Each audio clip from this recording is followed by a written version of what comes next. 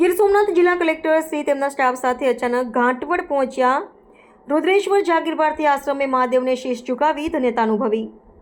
Collector Shri દ્વારા કોડીનાર તાલુકાના ઘાંટવડ ગામની મુલાકાત કરવામાં આવી.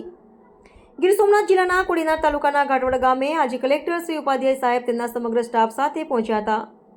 ગ્રામ પંચાયત અને તલાટીના સામાન્ય દફતરની ચકાસણી કરવામાં આવી હતી. કોડીનાર પોલીસ અને બીટ જમાદાર લાલબા અને તેમના સમગ્ર સ્ટાફ દ્વારા ચુસ્ત પોલીસ બંદોબસ્ત રાખવામાં આવ્યો હતો. આંગણવાડી વર્કરો અને સસ્તા અનાજની દુકાનોના લાયસન્સ ધારકો સાથે ખાસ બેઠક યોજી હતી. ગ્રામ પંચાયતને સરપંચ પ્રતિનિધિ શ્રી અબ્દુલ મહેતર, ઉપસરપંચ નટવરસિંહ મકવાણા, ન્યાય સમિતિના ચેરમેન અશોકભાઈ વાઢેર તેમજ તમામ સભ્યો, ગામના આગેવાનો તેમજ બોડી સંખ્યામાં ગ્રામજનો ખાસ ઉપસ્થિત રહ્યા હતા. લોકોની રજૂઆતો સાંભળ્યા બાદ રુદ્રેશ્વર જાગીર ભારતી આશ્રમે દર્શનાર્થે પહોંચ્યા હતા. મંદિરે દેવાધિદેવના દર્શન કરી ધન્યતા અનુભવી હતી. આશ્રમના ગાદીપતિ મહંત શ્રી 1008 મુક્તાનંદ ભારતીજી મહારાજ દ્વારા કલેક્ટર શ્રી અને તેમના તમામ સ્ટાફને શાલ ઓઢાડી સ્વાગત કરવામાં આવ્યું હતું.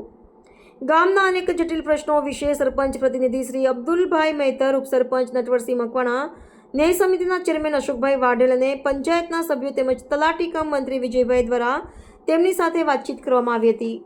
સંવાદદાતા દિલીપ બાંભણિયા સાથે કેમેરામેન વિનોદ બાંભણિયા, કોડીનાર. સર, કોડીનાર તાલુકાના ઘાટવડ ગામની મુલાકાત આવ્યો છો. ક્યાં ક્યાં મુદ્દાઓને લઈને આવ્યો છો? એક આ સામાન્ય અમારી રૂટીન મુલાકાત છે. અમારું જે તલાટી દફતર હોય, સામાન્ય દફતર, એની ચકાસણી કરવાની હોય છે.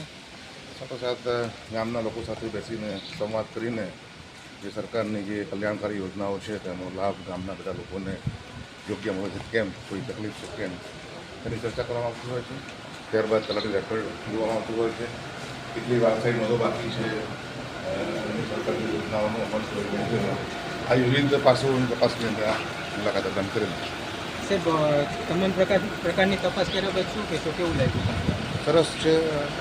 આ સામાન્ય દફતર હતું, આનાથી અમારા આગળ એક પોલીસ કરીને હોય છે, જેમાં વિગતવાર વધારે ઊંડાણ તપાસ કરવાની હોય છે. પરંતુ હાલમાં યોગ્ય લાગે છે 4 વારસાઈ કરવાની બાકી છે. તેને સૂચના આપી દેવી તાત્કાલિક વારસાઈ કરવામાં આવે અને બાકી રેકોર્ડ જે છે એ યોગ્ય છે. ગામના લોકો પણ અહીંયા ખૂબ જ સુખી સંપન્ન છે, બધા ખૂબ સંતુષ્ટ છે. સરકારની બધી યોજનાઓનો લાભ બધાને જે મળી રહ્યો છે. સર, રુદ્રેશ્વર જાગીર ભારતી આશ્રમની મુલાકાત લીધી છે, શું કહેશો? જે અહીંયા આવીને ખૂબ જ શાંતિનો અહેસાસ થયો. ખૂબ જ રમણીય જગ્યા છે, બાપુના આશીર્વાદ પ્રાપ્ત થયા બના છે અને ખૂબ આનંદ થયો અને ભવિષ્યમાં અહીંયા આ જગ્યા આવવાનું મન થાય એવું અમારું માનવું છે. દીવ મિરર ન્યૂઝ આખા ગુજરાતમાં ફેલાયેલી એક એવી ન્યૂઝ ચેનલ કે જે ખૂણે ખૂણેથી લોકોને મનની વાત, અલગ અલગ પ્રકારના સમાચારો દર્શકો સુધી પહોંચાડતા હોય છે. એટલે આ દીવ મિરર ન્યૂઝ ચેનલને હું ખૂબ ખૂબ અભિનંદન આપું છું, ખૂબ ખૂબ શુભેચ્છાઓ પાઠવું છું અને આપ સૌને કહું છું કે આ ચેનલને તમે લોકો સબસ્ક્રાઈબ કરો અને શેર કરો. આપણા ગુજરાતને અને આપણી ગુજરાતી ભાષાને આગળ વધારો. જય જય ગરવી ગુજરાત. હાય, હું છું ક્રુઝિન સિંઘાનિયા. આપની આસપાસના સત્ય સમાચાર જાણવા માટે જોતા રહો દીવ મિરર ન્યૂઝ અને હા, લાઈક અને સબસ્ક્રાઇબ કરવાનું ભૂલતા નહીં. Thank you. હેલો, નમસ્કાર, જય શ્રી કૃષ્ણ. હું છું તમારો પ્રિય ખજૂરભાઈ. તમામ ગુજરાતીઓને કહીશ કે સરસ મજાનું ન્યૂઝ એવું કે દીવ મિરર ન્યૂઝને જોતા રહેજો. જય માતાજી, જય શ્રી કૃષ્ણ.